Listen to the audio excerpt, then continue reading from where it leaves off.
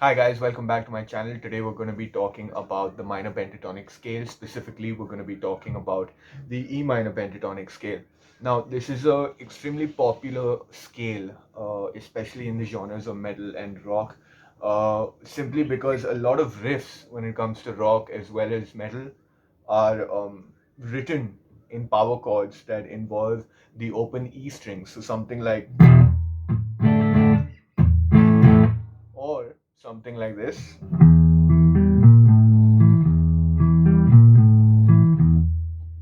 These riffs are mainly played resonating around the open E note, and a lot of them are in minor scales simply because minor scales sound sad, and if played with enough distortion, they sound menacing.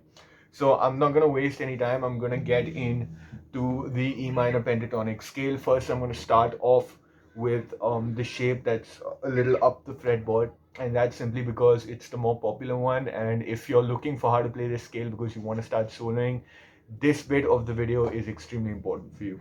So we're gonna start off with the basic box shape, and what I mean by a box is we're gonna look at a group of frets, okay, a group of 3 to 4 frets, and once we count those 4 frets, so we're gonna take the 12th fret or the double dots on your guitar to the 15th fret, okay, just those 4 frets, and that becomes a box. All right, and when I say that the scale is played as a box shape, um that basically means that within those 4 frets on each string in that box that I just pointed out, are all the frets that we need to play and hit with our fingers.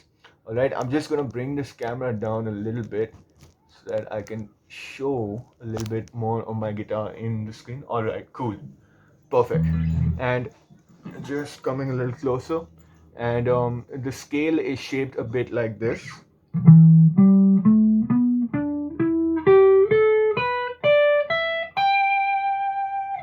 So I'm gonna do one thing. I'm gonna there are 2 notes on each string, right? So I'm gonna start top to bottom, and I'm just gonna call out the frets that we're gonna play on each string. So E string we play frets 12 and 15. A string or fifth string we play frets 12 and 14. Similarly, on the D string or fourth string, 12 and 14. Third string or the G string, same story, 12 and 14. And the B string or the second string and the high E string or the first string, we play 12 and 15 again. So once again, I'm going to walk you through that a little more slowly. Let me just see if I can prop my foot up a little higher. I didn't plan for this camera angle. But anyway, we're going to walk you through it again.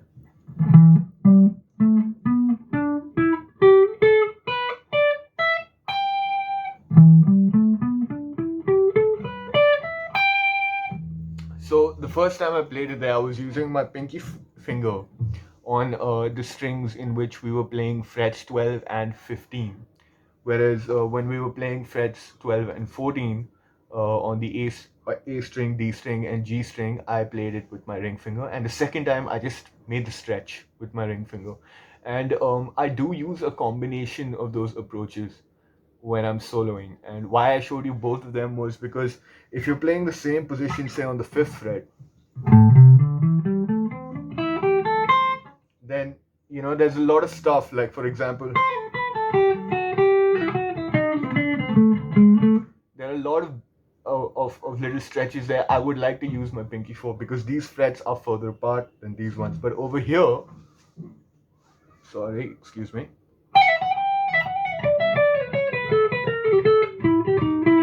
everything can be done with your first 3 fingers, or and some stretches you can even make with just these 2 fingers because the frets are closer together towards the end of the board.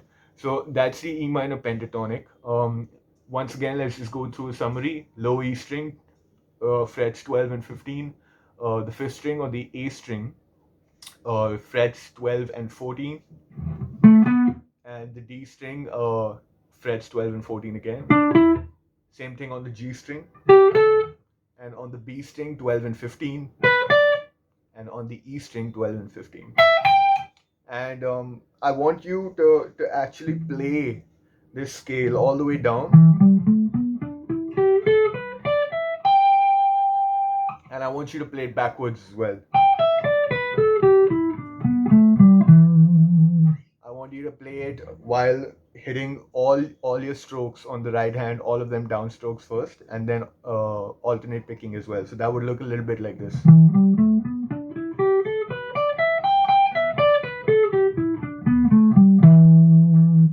And just keep playing the scale like that. And there are a lot of licks that you can start playing in E minor pentatonic, but I'm gonna make that as a separate video where we can actually talk about what are some of the good spots in that box shape to bend and do a couple of pull-ons and hammer-offs. We're gonna speak about that in a separate video. And I've also made a major pentatonic video that talks about how to fret down the G major pentatonic. I'm gonna link that in this video on the left or the right. Please do check it out. And why I'm talking about that is because the E minor pentatonic contains all the notes of the G major pentatonic as well.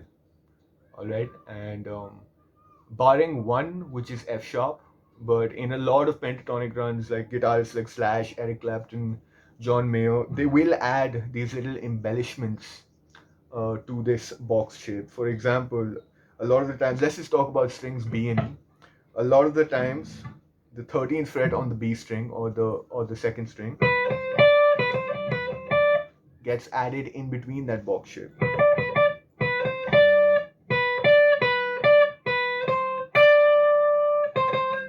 So that note gets added. And on the bottom E string, the 14th fret, which is an F sharp note,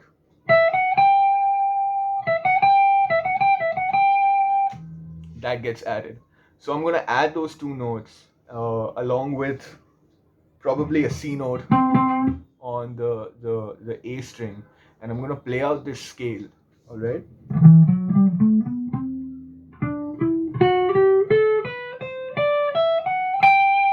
And now I'm going to play out the G major pentatonic. And I want you to pay attention to whether you heard any similar notes, similar patterns there.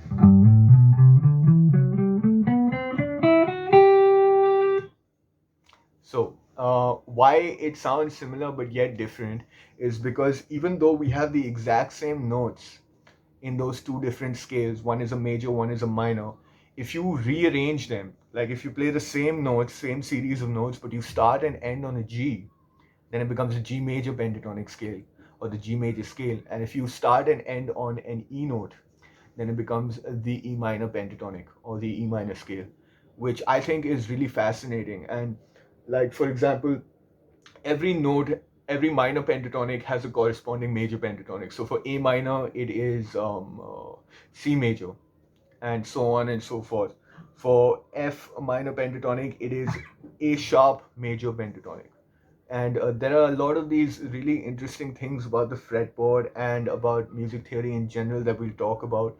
But to end this video, I want to show you the easy way of playing E minor pentatonic. And what this scale can teach you about the guitar is that these notes, all the notes on the 12th fret on all strings, are the same notes as open strings. So when you got the 6th string 12th fret, that's an E. Similarly, the one below that is an A, because the open A string or the open 5th string is an A note. And similarly, you got D, G, B, E. So we're gonna take that shape, all right, this 12th fret, and we're gonna now imagine that 12th fret as open strings. So we basically don't need to fret them down, and that shape back here becomes.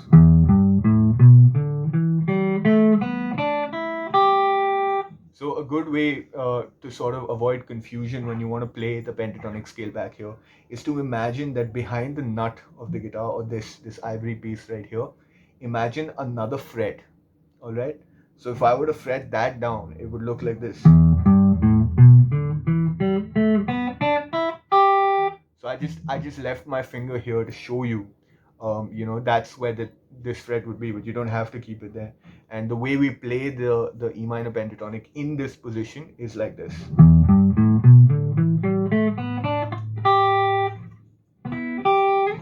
And And there are more positions in between that one. There is one here, and so on and so forth. And there are a lot of notes that you can use. And that's how guitar soloists, in a way, they connect their guitar solos, because they start off low and then they know where the next set of notes are to go. So if someone were to play something like,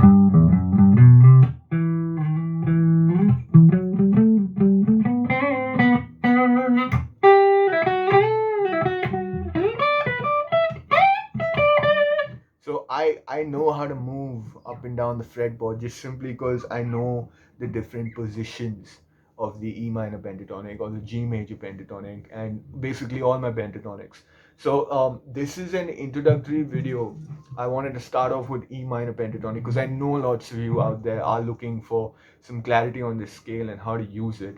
And how to identify when to play it is if someone's playing a four chord sequence and they're playing E minor, they're playing G major, they're playing other notes that are part of the scale. So you got A major as well, you got a B, and if they're playing these chords, they're playing these notes out as chords. So E minor, G major, B major, and A major. Then you know that it's actually E G A B, right? And what is that? uh, the first four notes of the E minor pentatonic scale: E, G, A, and B, and so on and so forth. Once you know the notes in the pentatonic scale, if someone's playing chords as those notes, then you also can use the pentatonic scale to improvise to start playing solos. And I could actually go on forever about these tips about the pentatonic scale, because I am one of those guitarists who started playing the pentatonic and just decided to nosedive into it across genres, see what the different things are. I started mimicking things that my favorite guitarists were doing. Guitarists like John Mayer, Eric Clapton, Slash, B.B. King, even to some degree Joe Satriani, Steve Vai, whatever I could manage to mimic of those guys, because they're in another dimension when it comes to playing the guitar. Um, Whatever I could mimic from them, I always began to relate those tips and those tricks to the pentatonic. So that was why I wanted to make this video, and I could go on about it forever, but I'm gonna stop right now because I can feel myself starting to ramble. And if you thought there was knowledge in here that made sense to you, if you thought that this scale is something you're gonna try to experiment with, you are definitely gonna try to connect notes between the two positions, and it was fairly simple of you to understand. Please comment below. One thing I did forget to say was the position of the thumb when I'm playing this. So now I'm starting this position from the top of the fretboard. So as always, I'm gonna put my thumb behind the fretboard and try to put it in between the two extremities of this box shape. So that'll be in between my first finger and my third finger. The thumb will go down somewhere there. And it may be a little difficult because this is actually the point of the neck that joins into the body of the guitar. So there's this curve that you're going to notice at the back. So you're going to have to work through that. Towards the end of the notes, you might not want to play these notes out flat like this. You may want to angle your fingers in, like you would do so for the C chord, and that may make your life a little easier. That being said, this has been a 14-minute lesson. So I'm going to end this. As always, please subscribe to my channel so we can keep having these sessions, and I can verify that my content is reaching out to the right audience and it's actually being appreciated. And until next time, thank you so much for your time.